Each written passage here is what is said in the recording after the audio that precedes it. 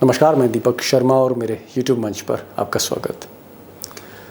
दोस्तों, क्या मोदी जी को आखिरकार ये एहसास होने लगा है कि ये जो चुनाव है, ये जो फाइनल 2024 है, ये उनके हाथ से जैसे निकलता जा रहा है। और शायद इसीलिए मोदी जी ने अपनी तरकश से अब आखिरी तीर निकाला है, हिंदू मुस्लिम का तीर।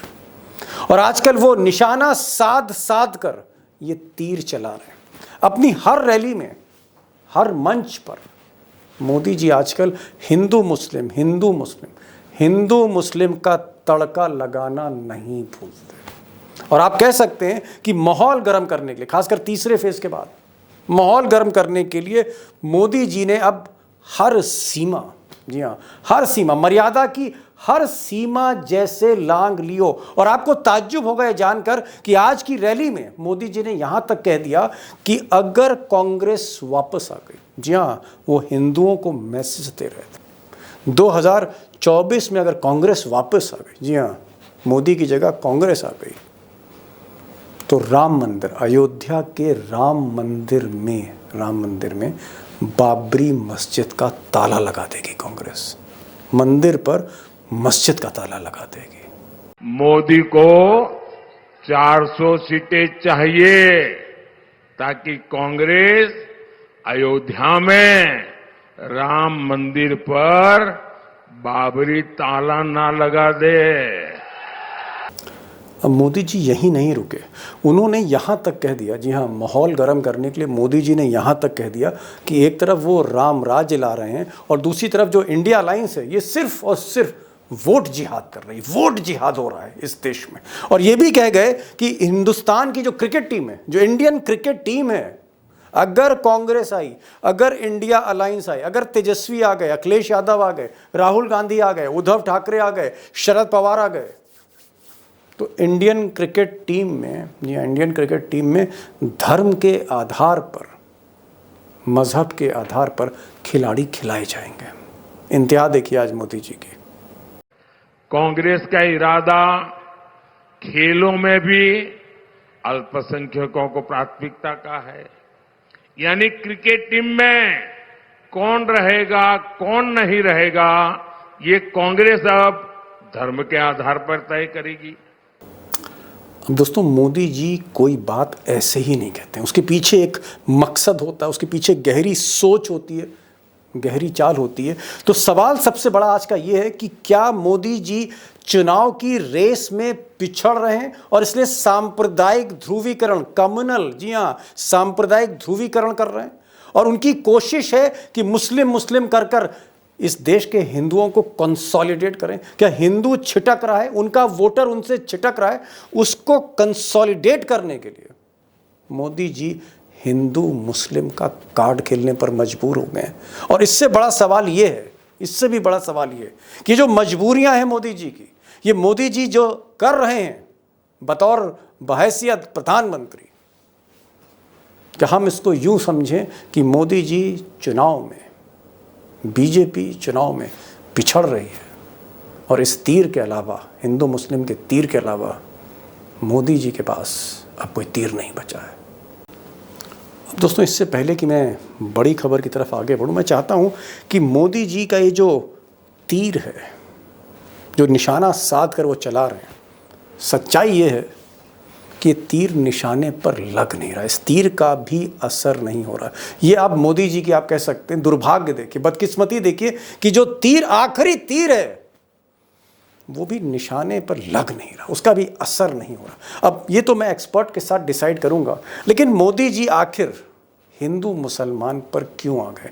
जो सफ़र उन्होंने चुनाव का शहजादे पर शुरू किया था, या इंडिया अलायंस पर शुरू किया था, या वो मैनिफेस्टो पर आए थे, धीरे धीरे जैसे जैसे ये चुनाव बढ़ता चला गया, मोदी जी हिंदू मुस्लिम पर क्यों आ गए?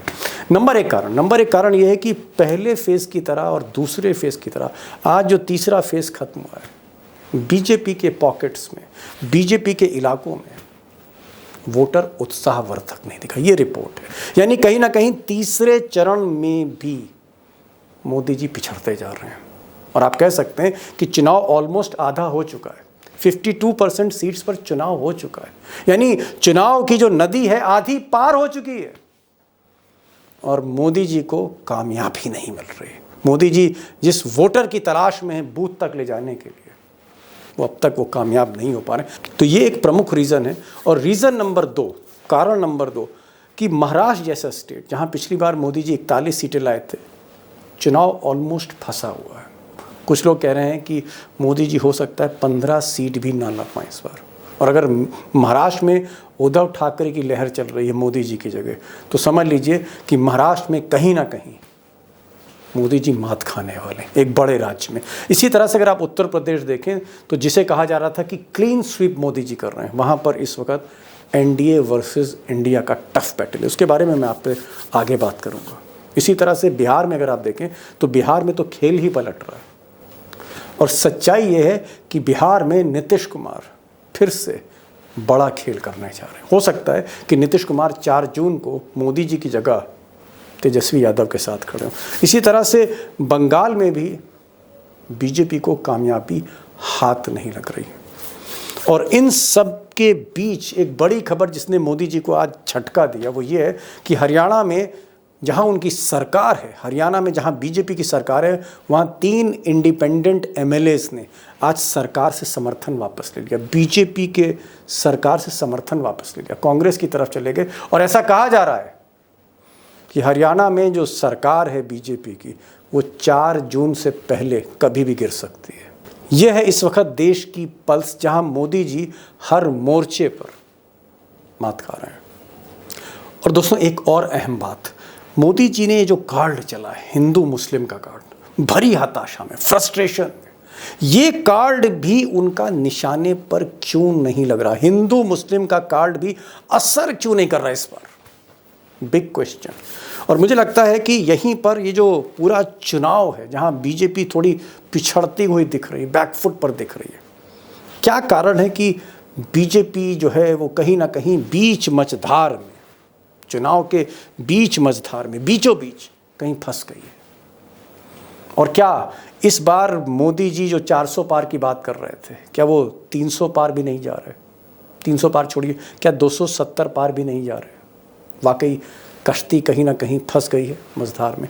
मुझे लगता है एक बड़ा सवाल है और ये सवाल इस पूरे चुनाव के जो फाइनल स्कोरबोर्ड है, चुनाव का जो फाइनल स्कोरबोर्ड है, फाइनल टोटल है, क्या होने जा रहा है? 272 मोदी जी, 300, 400, 250, 240, क्या होने जा रहा है? 2 खास एक्सपर्ट होंगे हमारे साथ। अशोक वानखेड़े टाइगर होंगे जो अभी हिंदुस्तान का एक दौरा करके लौटे हैं, महाराष्ट्र, मध्य प्रदेश, राजस्थान, हरियाणा, उत्तर प्रदेश, वो लौटे हैं। ताज़ी खबरें ब्रेक करेंगे आपके सामने, कुछ खास खबरें। और हमारे साथ प्रोफेसर रविकांत होंगे, पॉलिटिकल एनालिस्ट। कोशिश करेंगे हम तीनों लोग इस सवाल की तह में पहुंचने के लिए, क्या मोदी जी का रथ वाकई फंस गया है?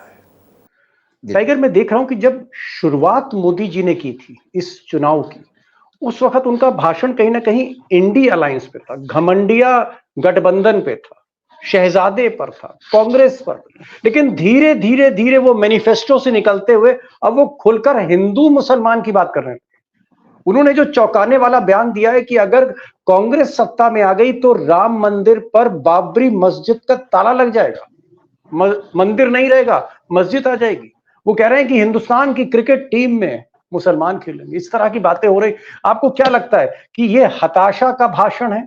मोदी जी चाह रहे हैं कि कम से कम अब जैसे कहते हैं डूबते को तिनके का सहारा, अब एक सांप्रदायिक ध्रुवीकरण करके वो इस जंग को जीतना चाहते हैं। क्या लग रहा है आपको? ये हिंदू मुस्लिम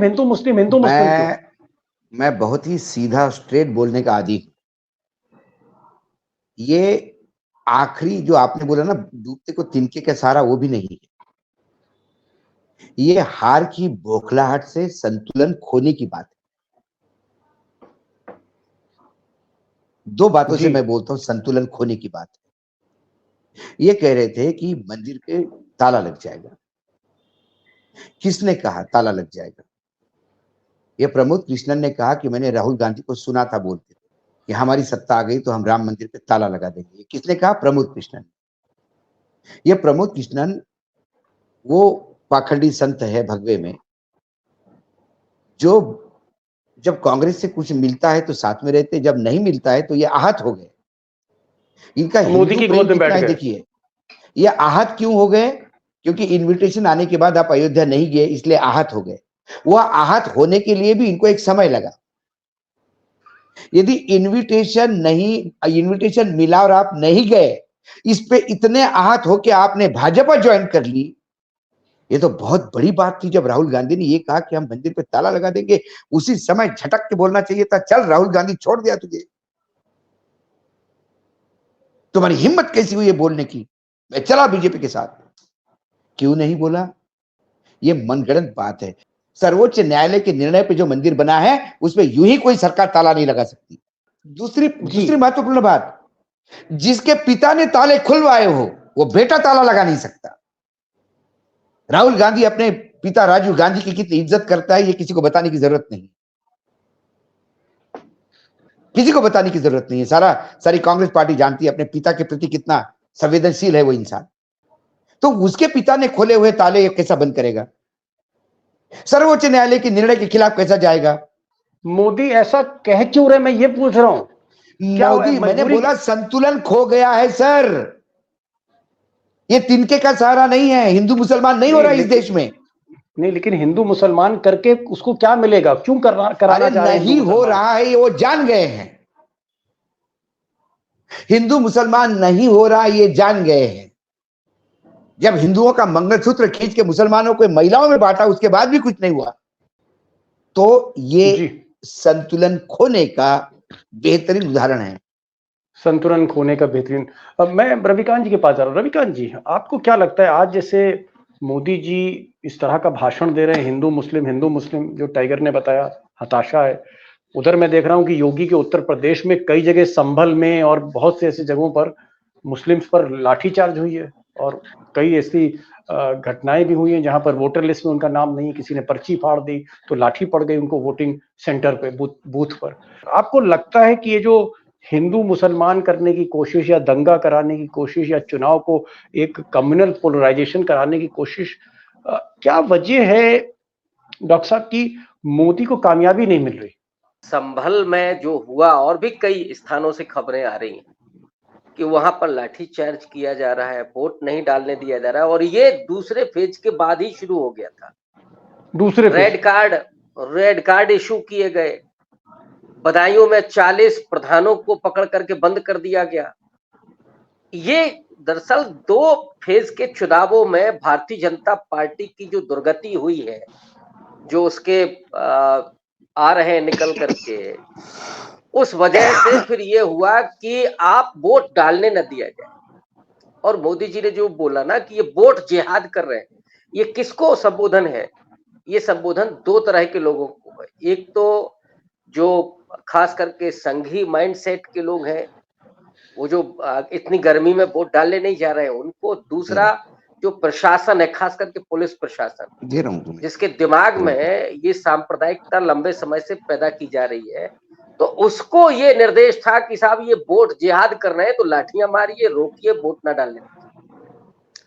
लेकिन बावजूद इसके जो मुस्लिम है इस देश का, वो बेहद शालीनता के साथ, शांति के साथ कहीं भी रिएक्ट करते हुए नहीं दिख रहा। वो यही व्यवहार कर रहा है, वो लौट करके आ रहा है, वो शिकायत जरूर कर रहा है कैमरे पर, लेकिन उसने कोई भी आपत्तिजनक बात नहीं की। दीपक जी, अगर ये कोई और समय होता तो शायद इतनी शांति से इस तरह से नहीं बैठ सकता था कि आप किसी को उसके अपने मूल अधिकार से वंचित करें तो उसको तकलीफ हो।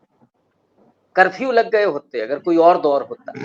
और लेकिन वो जानता है कि अगर जरा भी रिएक्ट किया गया तो बीजेपी और मोदी जी कामयाब हो जाएंगे। इसी के लिए वो खेल कर रहे हैं ना, ध्रुवीकरण हो किसी तरीके से। आप कह रहे हैं कि मोदी उकसाना चाहते हैं, इनको उकसाना चाहते हैं, और मुस्लिम जो है वो कहीं ना कहीं टॉलरेट कर रहा है, बर्दाश्त कर रहा है कि चलो ठीक है यार, थोड़ा और बर्दाश्त कर लो, 4 जून किसी तरह से निकल जाए। ये आप कहना चाह रहे हैं? बिल्कुल बिल्कुल। और उसी वजह से मोदी जी कामयाब नहीं हो रहे हैं, इसीलिए हताशा बढ़ती जा रही है। तो वो जो भाऊ ने कहा ना कि उनको समझ में नहीं आ रहा है, तो जिसको हम लोग कहते हैं ना, जब आदमी कुछ समझ में आया तो बड़बड़ाने लगता है, तो अब मोदी जी उसी में है, कभी क्रिकेट में हो जाएगा, कभी आरक्षण दे देंगे, कभी कुछ हो जाएगा। तो समझ में नहीं आ रहा कि बोले तो बोले क्या। मंगलसूत्र नहीं चला, मछली नहीं चली, मीट नहीं चला, अब क्या चलेगा। अब वो वोट जिहाद पे आ गए, क्रिकेट पे आ गए। अरे भाई मोदी जी कुछ चल ही नहीं रहा है। और सबसे बड़ी बात यह है, अगर हम ये मान लें कि मोदी जी बहुत सोच समझ करके बोल रहे हैं, तो ये जरूर है कि मोदी जी को ये समझ में आ रहा है कि इस देश के लोग बेवकूफ हैं। अगर वो समझदारी से बोल रहे हैं तो मोदी जी ने इस बात को समझ लिया है कि लोग बेवकूफ है, इसलिए जो भी हम बोलेंगे सब चलेगा। अगर अगर डॉक्टर साहब आपकी मैं बात मानूं, आपकी बात से मैं सहमत हूं, तो इसका मतलब क्या मोदी का चुनाव फंस गया है? और चुनाव फंस गया है तो रथ को बाहर निकालने के लिए माहौल गरमा रहे हैं? दीपक जी, ये नरेंद्र मोदी का और बीजेपी का आखिरी फेज था, ओहो। संपन्न हो गया है। आखिरी फेज था। गुजरात निपट गया, महाराष्ट्र निपट गया, कर्नाटक निपट गया, उत्तर प्रदेश के 3 फेज निपट गए। अब मुझे बताइए कौन सा ऐसा प्रदेश है जहां से उनको उम्मीदें हैं। तो इसलिए उनको भी समझ में आ रहा है कि इलेक्शन फंस गया, रथ धस गया और नतीजा उनकी आंखों के सामने है। इसीलिए हताशा में वो लोगों को बेवकूफ समझ रहे हैं, वो कुछ भी बड़बड़ा रहे हैं। तो मुझे लगता है कि अब ये आगे और ज्यादा हताशा आपको दिखेगी। चौथे फेज में, 5वें फेज में ऐसे लगेगा कि मोदी जी अब कर क्या रहे हैं। अभी आपको एक नया अवतार मिलेगा दीपक जी, नया अवतार देखने को मिलेगा, जिससे पूरा देश अभी तक महरूम था वो आगे के चरणों में मिलेगा। मोदी जी का कुछ चल नहीं रहा है, कुछ चल नहीं रहा है। अब कहां जाएंगे? मुझे लगता है कि अगले चरण के चुनाव के पहले मंगल की बात करेंगे। कुछ चांद की तो हो गई, अब अगले मंगल की बात होनी है कुछ। जी जी। टाइगर एक चीज जो प्रोफेसर साहब ने की, प्रोफेसर साहब कह रहे हैं कि रथ फंस गया है और उस रथ की वजह से बीजेपी, रथ फंसा और बीजेपी का कहीं ना कहीं जो मुस्तकबिल है वो धंसता हुआ दिख रहा है। क्या आपको लगता है, क्योंकि आप महाराष्ट्र, मध्य प्रदेश, गुजरात, राजस्थान, उत्तर प्रदेश सारा सघन दौरा करके लौटे हैं, प्रदेशों की स्थिति क्या है टाइगर, ये बता दीजिए आज। हर प्रदेश में बीजेपी बैकफुट पे आई है, सबसे ज्यादा, सबसे हर जगह लूज ही लूज है। एक तो सबसे बड़ा यह है कि बीजेपी के कार्यकर्ता ही थोपे गए उम्मीदवारों को झेल नहीं पा रहे। अमित शाह और नरेंद्र मोदी जी को इतना अहंकार हो गया था कि मोदी जी के नाम पे कुछ भी चलेगा, और इंडिया गठबंधन ने ये लड़ाई, बिल्कुल आखिरी लड़ाई ये समझ के, इतने सोच समझ के सोशल इंजीनियरिंग करके उम्मीदवार दिए, उसमें घोड़े फंस गए। और जब उनको पता पड़ा फंस गया तो क्या हुआ? सूरत हुआ, इंदौर हुआ, प्रजातंत्र की हत्या ही हुई ना। फिर आपने मंगलसूत्र खींच के उसको दे देंगे, जो बातें नहीं है वो इतना ब्लंटली झूठ बोलना शुरू कर दिया। अब आज स्मृति ईरानी का भी एक वीडियो आया कि वो अयोध्या के मंदिर के सामने बता रही है कि इस मंदिर पे राहुल गांधी ताले लगाने वाला है। बताओ कब बोला, कैसा बोला, कौन लगा सकता है? ये क्या है? ये असंबद्धता क्यों है? आपने कहा कि हम मुसलमानों को रिजर्वेशन दे रहे कांग्रेस वाले, ओबीसी का रिजर्वेशन निकाल के। ये आइडिया कहां से आई मुसलमानों का रिजर्वेशन? मैं बताऊंगा दीपक जी, शॉक हो जाएगा आपको जी। ये बीजेपी के मैनिफेस्टो में है रिजर्वेशन की बात। आंध्र प्रदेश में असेंबली और लोकसभा की इलेक्शन इकट्ठा हो रहे हैं जी। आंध्र प्रदेश में टीडीपी, जनसेवा पार्टी और बीजेपी साथ में चुनाव लड़ रही है। तीनों का साझा घोषणा पत्र रिलीज हुआ, जिस घोषणा पत्र पे कमल का चिन्ह भी है। वो घोषणा पत्र कहता है कि आंध्र प्रदेश में हम सत्ता में आएंगे तो 4% रिजर्वेशन मुसलमानों को देंगे। 5,000 रुपए पर मंथ मेंटेनेंस अलाउंस मस्जिद को मिलेगा। नूरी भाषा कारपोरेशन की स्थापना होगी, उसके लिए 100 करोड़ हर साल ग्रांट मिलेगी, बजट में प्रोविजन रखेंगे। ये वो घोषणा पत्र कहता है जो बीजेपी, टीडीपी और जनसेवा का साझा पत्र है। यानी आंध्र वही प्रदेश में कोई चेहरा, आंध्र प्रदेश में कुछ चेहरा, दिल्ली में कुछ चेहरा। बताओ, ये तो हमेशा ही ऐसे ही रहे, मुखौटे लेके चलते हैं। गाय का मांस गोवा में खाया जाएगा, नॉर्थ ईस्ट में खाया जाएगा, बाकी जगह गाय मां है। गोवा में जाती सी गाय खाद्य हो जाती है, नॉर्थ ईस्ट में खाद्य हो जाती है। टाइगर, मैं मुद्दे पे आ रहा हूं, मैं मुद्दे पे इतने रूप, बहरूपिया भी इतने रूप नहीं बदलता है। नहीं तो मैं समझ गया टाइगर, मैं समझ गया। अब मोदी जी प्रेडिक्टेबल हो गए हैं। अब मोदी जी, देखिए मोदी जी अभी 10-15 दिन में रोने वाले हैं, पहले राहुल गांधी ने बता दिया था, राहुल गांधी ने प्रेडिक्ट कर दिया था, एक टीवी शो में रो दिए वो जी। नहीं टाइगर, मैं बेसिक इशू पे आ रहा हूं। अब जो प्रोफेसर रविकांत कह रहे थे और आप भी कह रहे थे कि भाई हिंदू मुस्लिम माहौल गर्म करने के लिए और किसी तरह से सांप्रदायिक ध्रुवीकरण हो जाए और टेंशन हो समाज में, पोलराइजेशन हो और मोदी जी की नैया पार हो जाए। मैं ये कह रहा हूं कि आप महाराष्ट्र घूम के आए, आप मध्य प्रदेश घूम के आए, आप राजस्थान में थे, आप दिल्ली में बैठे हो, यूपी देख रहे हो। मैं चाह रहा हूं कि जल्दी जल्दी अगर एक एक मिनट में आप ये राज्यों में बता दीजिए कि बीजेपी आगे बढ़ी है या पीछे जा रही है। अगर हमें राज्यों की रिपोर्ट आप एक एक मिनट में बता दीजिए तो पिक्चर क्लियर हो जाएगी। आगे जाने की तो कोई बात है नहीं। मध्य प्रदेश, गुजरात, मध्य प्रदेश, महाराष्ट्र, छत्तीसगढ़, राजस्थान, यहाँ तो ऑलरेडी सैचुरेटेड है, जितने थे इनके पास है। और आगे जाना मतलब अब बार बार चुनाव जीत रहे इसलिए 2-4 एक्स्ट्रा दे देना, ऐसा तो नहीं है। महाराष्ट्र में क्या लग रहा है आपको? आप धनिया तो नहीं खरीद रहे, सब्जी की धनिया फ्री में मिल रहा है। गुजरात में 2-3 सीटों का लॉस है, 7-8 सीटों का राजस्थान में है, 3-4 सीटों का मध्य प्रदेश में है, 2 सीटों का छत्तीसगढ़ में है, महाराष्ट्र में 30 से 32 सीटों का लॉस है। ओहो, सबसे बड़ा गड्ढा मध्य महाराष्ट्र में होगा। आंध्र प्रदेश, तेलंगाना में 3 सीटों का लॉस है। आंध्र प्रदेश में आपकी सीट है ही नहीं। केरल में आप हो नहीं।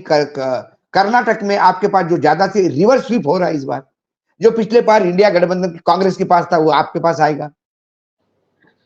और रही यूपी की बात, यूपी की बात तो आप 50 पे आ गए तो आश्चर्य नहीं होगा, और 40 पे भी आ गए तो आश्चर्य नहीं होगा। मैं 50 कंजर्वेटिव फिगर दे रहा हूं। आसाम में 2 सीटों का लॉस है। आपको उत्तराखंड में भी सीट एक आध लॉस है। शिमला में आपको शायद मंडी की सीट ही चली जाए। तो टाइगर बढ़ कहां रही है? सब जगह तो घाटा बता रहे हैं। हम तो इसीलिए कहे कि 220, 230, 220 के बीच में आई तो आश्चर्य नहीं लगना चाहिए। और ये उनको भी पता है, इसलिए वो बोखलाट है। ये बोखलाट यूं ही नहीं है। एक देश का प्रधानमंत्री इतना ब्लंटली झूठ नहीं बोल सकता जब उसके जान पे नहीं आई हो। ये जीने मरने का सवाल है। तो कुछ भी करें, कल ये भी हो सकता है कि भारत की आर्मी पाकिस्तान की आर्मी के अंडर कर दी जाएगी। नवाज शरीफ को बुलाया जाएगा भारत का प्रधानमंत्री बनने के लिए, क्योंकि इनके पास उम्मीदवार नहीं है। कल ये भी हो जाएगा। मैं समझ गया टाइगर, आपने पूरा दृश्य बता दिया, किस राज्य में कितनी सीटों का घाटा हो रहा है। जो आपने फाइनल स्कोर की तरफ आप इशारा कर रहे हैं, वो स्कोर जाहिर तौर पे मोदी जी की सरकार ऐसे लग रही है कि बन नहीं पाएगी। मैं एक फाइनल लाइन आपसे जानना चाह रहा हूँ। मोदी ने जिस तरह से दूसरे फेज के बाद और तीसरा चरण खत्म होते होते जिस तरह से वो हिंदू मुसलमान पे उतर आए हैं, आपको लगता है कि अब मोदी के तरकश में कोई तीर नहीं बचा है और ये जो आखिरी तीर है निशाने पे नहीं लग रहा? मोदी जी के तरकश में तीर थे नहीं है दीपक भाई। मोदी जी सिर्फ हुंकार भरते थे। कांग्रेस को गाली देना, गांधी परिवार को गाली देना, जवाहरलाल नेहरू को गाली देना, इतिहास को गाली देना, नया इतिहास लिखने की बात करना, फिर राम नाम का कार्ड चलाना, वो भी कार्ड नहीं चला। G20 किया, वो भी नहीं चल रहा है। आपने लोगों को चांदी के थाली में खाना खिलाया और लोगों ने अपने घर की चांदी बेच बेच के 2 टाइम की रोटी खाई। इतनी महंगाई हो गई। आपके पास क्या बोलने के लिए? आपका अचीवमेंट क्या है बताएं ना। राम मंदिर आपका अचीवमेंट है, G20 आपका अचीवमेंट है, उससे क्या हुआ देश का? भारत का रुपया नीचे लगातार नीचे गिर रहा है, कर्जा बढ़ रहा है भारत पे, महंगाई तोबा तोबा हो रही है, बेरोजगार परेशान है, सब दूर रहित रही। और आप हिंदू मुसलमान लेके बैठे हैं। मैं औरंगाबाद गया था, जिसको संभाजी नगर कहा जाता है। सरप्राइजिंगली महाराष्ट्र में MIM की वो सीट है, इम्तियाज वहां से MIM के सांसद है। मुस्लिम बहुल क्षेत्र है। मैं औरंगाबाद में जब रुका तो मैंने काफी लोगों से पूछा, फ्रूट बेचने वाले, पंक्चर लगाने वाले, ज्यादातर मुस्लिम लोग। उन्होंने कहा कि हम उद्धव ठाकरे को मतदान करेंगे। ओहो ओहो। तो मैंने कहा कि आप उद्धव ठाकरे को, शिवसेना को जो लगातार मुसलमानों के खिलाफ बोलती है, उन्होंने कहा कि वो उद्धव ठाकरे को, बोले खैरे साहब को वोट इसलिए दे रहे हैं कि वो राहुल जी को जाएगा, खैरे का वोट राहुल जी को जाएगा। और मैंने बोला ये जो आपके इम्तियाज अली है, ये तो सांसद है आपके धर्म के हैं। तो बोले साहब उनको जितवा के क्या फायदा, ये दो लोग क्या कर लेंगे वहां जी। That's a big change. ऐसा ही मुसलमान के पीछे लगा रहा तो बोले इस देश में रहना मुश्किल हो जाएगा। समझ, मतलब एक मुस्लिम एक कंसोलिडेट वोट जा रहा है और बहुत सोच समझ के बहुत साइलेंट होकर वोट कर रहा है, रिएक्ट नहीं कर रहा है, जैसा प्रोफेसर रविकांत कह रहे थे। रिएक्शन मोदी जी उकसाना चाह रहे हैं, लेकिन मुसलमान बर्दाश्त कर रहा है। रामनवमी को बंगाल के एक जिला छोड़ा तो कहीं रामनवमी को कहीं कुछ नहीं हुआ। पूरा प्रयास था रामनवमी को कुछ किया जाए। जी जी। फाइनल क्वेश्चन, और मैं बहुत छोटा सा जवाब चाह रहा हूं आखिर में। क्या आपको लगता है कि नरेंद्र मोदी जो रथ लेके निकले थे, जिसका नाम विजय रथ रखा, ये जो विजय रथ है 2024 का, जिसमें मोदी बैठे हैं और अमित शाह बैठे हुए हैं, उनके सारथी या चाणक्य जो भी कह लीजिए, क्या ये मोदी का रथ फंस गया है 2024 के चुनाव में? बुरी तरह से फंस गया है। 10 साल के इनके कुकर्मों का बोझ रथ पे इतना लद चुका है कि अब कोई नया घोड़ा लाना पड़ेगा जो इस रथ को खींच ले बाहर। ओहो, नया घोड़ा। आपका इशारा हो सकता है नितिन गडकरी की तरफ, यानी आप एक चीज आप सर्टन आप कह रहे हैं कि चेंज ऑफ रिजीम आपको दिख रही है, आपको लग रहा है कि शायद मोदी जी शपथ ना ले पाए। टाइगर, आप आए और बड़ा बेबाकी से, और जिस तरह से आपने एक एक करके सारे राज्यों के आपने हिसाब किताब दे दिए, पूरी एक्सरे रिपोर्ट दे दी कि यहाँ पर 6 सीट कम हो रही है, वहां पर 2 सीट कम हो रही है, यहाँ 4 सीट। मुझे लगता है कि अगर उसको हम कैलकुलेट करेंगे तो एक फाइनल पिक्चर मिलेगी। और एक चीज आपने कहा कि रथ बुरी तरह फंस गया है, और मोदी अगर बीजेपी के रथ के घोड़ा है जो खींचते इस रथ को, वो घोड़ा भी बदला जा सकता है। टाइगर, आपका और दीपक भाई जी, सिर्फ एक बात और ऐड करना चाहूंगा। मुझे भी कम से कम 300-400 मैसेज मेरे पास भी पड़े हैं। लोग ये कह रहे हैं कि दीपक जी और आप बहुत अच्छे दोस्त हैं, क्यों आप झगड़ा कर रहे हो, तो आप दीपक जी के शो पे क्यों नहीं हो, आपको भी मैसेजेस आ रहे हैं। तो मैं यही बताना चाहता हूँ दर्शकों को, दीपक के और हमारे को भी झगड़े हो नहीं सकते, हम कोई अलग से नहीं। लेकिन मैं लगातार भ्रमण कर रहा था, ट्रैवल कर रहा था। हाँ सही कहा, जब आप भ्रमण कर रहे थे, बहुत इंटीरियर्स में थे, और वो हमें फायदा ही हुआ। में वहाँ वाईफाई नहीं होता। और दूसरी बात है, दीपक जी का एक ही शो होता है, दीपक जी का एक रिकॉर्डिंग का टाइम होता है। वो रिकॉर्डिंग का टाइम मिस होने के बाद यदि मैं 10 बजे कहीं पहुंचूं तो फिर वो शो आपको रात को देखने को ही नहीं मिलेगा। और जब दीपक जी शो लेट करते हैं तो आप बहुत नाराज हो जाते हो कि आपके शो के चक्कर में 2 बजे तक हम सोते नहीं। तो इसलिए ऐसा कुछ नहीं है, जब भी समय मिलेगा और जब समय मिलता है तो ऐसा तो हो नहीं सकता कि दीपक नहीं टाइगर, आप हमारे दोस्तों का बड़ा एहतराम रखते हैं, उनका बहुत ख्याल रखते हैं। ये आप क्योंकि आप इंटीरियर्स में थे, महाराष्ट्र में, मध्य प्रदेश में, और वहाँ वाईफाई नहीं मिला, आप आए, बड़ा खुल के बात हुई, रविकांत साहब ने बात करी। Thank you so much Tiger for joining this programme. Thank you so much sir.